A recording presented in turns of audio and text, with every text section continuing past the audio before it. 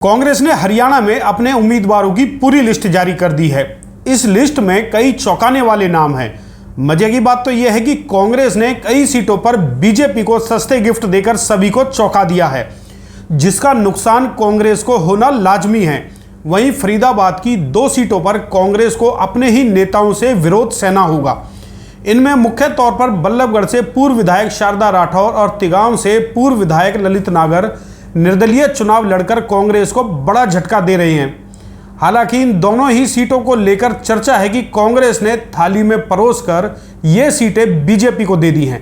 दोस्तों नमस्कार, मैं हूं संजय कपूर और आप देख रहे हैं सिटी मेल न्यूज। तो चलिए पहले आपको बताते हैं कि कांग्रेस ने अपनी फाइनल सीटों पर किन उम्मीदवारों को चुनाव मैदान में उतारा है। इनमें सबसे पहला नाम है पंचकुला से पूर्व डिप्टी सीएम और स्वर्गीय भजनलाल के पुत्र चंद्रमोहन का, जिन्हें इस सीट से टिकट दी गई है। तो वहीं अंबाला कैंट से परिमल परी और अंबाला सिटी से निर्मल सिंह को टिकट दी गई है। मुलाना से पूजा चौधरी, जगाधरी से अकरम खान, यमुनानगर से रमन त्यागी, पेहवा से मनदीप सिंह और गोला से देवेंद्र हंस को उतारा गया है। वहीं कलायत से कांग्रेस सांसद जेपी उर्फ जयप्रकाश के बेटे विकास सारन पर दाव खेला गया है। कैथल से रणदीप सिंह सुरजेवाला के बेटे आदित्य सुरजेवाला को भी टिकट दी गई है। रणदीप और जेपी ने इस विधानसभा चुनाव में अपने बेटों को राजनीति में लॉन्च कर दिया है। हालांकि रणदीप सिंह कहीं ना कहीं जेपी के बेटे को टिकट देने का विरोध कर रहे थे, लेकिन भूपेंद्र सिंह हुड्डा ने उनकी चलने नहीं दी। पूंडरी से सुल्तान सिंह, इंद्री से राकेश कंबोज, करनाल से सुमीता विर्क, घरौंडा से वीरेंद्र सिंह राठौर, पानीपत ग्रामीण से सचिन कुंडू, पानीपत सिटी से वीरेंद्र कुमार शाह को टिकट दी गई है। लिस्ट में राई से जय भगवान अंतिल, जींद से महावीर गुप्ता, फतेहाबाद से बलवान सिंह, रतिया से जरमाल सिंह, सिरसा से गोकुल सेतिया और ऐलनाबाद से भारत सिंह बेनीवाल पर दाव खेला गया है। जबकि भजनलाल परिवार की आदमपुर सीट से कुलदीप बिश्नोई के बेटे भव्य के सामने कांग्रेस ने चंद्र प्रकाश पर दाव खेला है।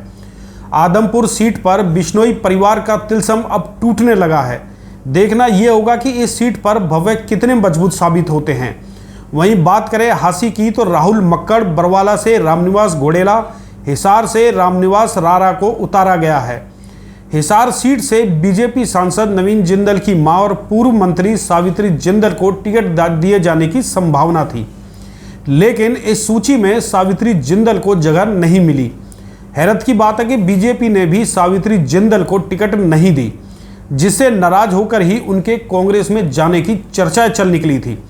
लेकिन अब उन्हें किसी भी पार्टी ने टिकट नहीं दी, जिसके बाद वो निर्दलीय चुनाव लड़ रही हैं। नलवा से अनिल मान, नरवाना से सतबीर दुबलान, रानिया से पत्रकार सर्वमित्र कंबोज पर दावे खेला गया है। सर्वमित्र हाल ही में कांग्रेस में शामिल हुए हैं और उन्हें तत्काल टिकट भी दे दी गई है। लोहारू से राजबीर फरटिया, उकलाना से नरेश सेलवाल, नारनौद से जसबीर सिंह, बाड़ा से सोमवार सिंह। लोहारू से राजबीर फरटिया, उकलाना से नरेश सेलवाल, नारनौद से जसबीर सिंह, बाडड़ा से सोमवीर सिंह, दादरी से मनीषा सांगवान, भवानी खेड़ा से प्रदीप नरवाल, अटेली से अनीता यादव को भी कांग्रेस ने उतारा है। जबकि नारनौल से राव नरेंद्र सिंह, बावल से डॉक्टर ML रंगा, कोसली से जगदीश यादव, पटौदी से श्रीमती प्रिल चौधरी पर कांग्रेस ने दाव खेला है। सोना से रोहताश खटाना को कांग्रेस ने अपना उम्मीदवार बनाया है। मुस्लिम बाहुल्य क्षेत्र हतीन से कांग्रेस ने पूर्व विधायक इजराइल खान को उतारा है। तो पलवल से उम्मीद के मुताबिक पूर्व मंत्री करण सिंह दलाल और पृथला से रघुवीर सिंह तेवतिया को टिकट दी गई है। वहीं बड़कल फरीदाबाद से कांग्रेस ने पूर्व मंत्री महेंद्र प्रताप के बेटे विजय प्रताप पर जबरदस्त भरोसा जताते हुए उन्हें टिकट दी है। विजय प्रताप बड़कल से मजबूत उम्मीदवार हैं और 2019 के चुनाव में वो बीजेपी से महज 2700 वोटों के अंतर से हारे थे। लेकिन अब विजय प्रताप को फरीदाबाद जिले में सबसे मजबूत प्रत्याशी के तौर पर देखा जा रहा है।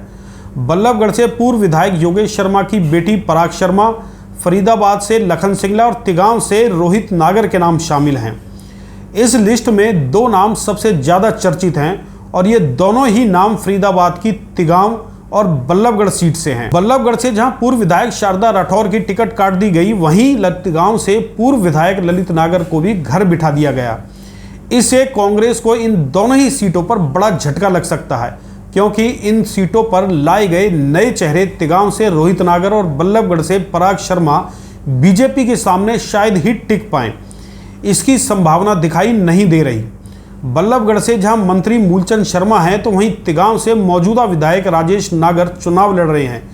ये दोनों पहले से ही इतने मजबूत और हैवीवेट हैं और उनके मुकाबले कांग्रेस को नए चेहरे लाना महंगा साबित हो सकता है।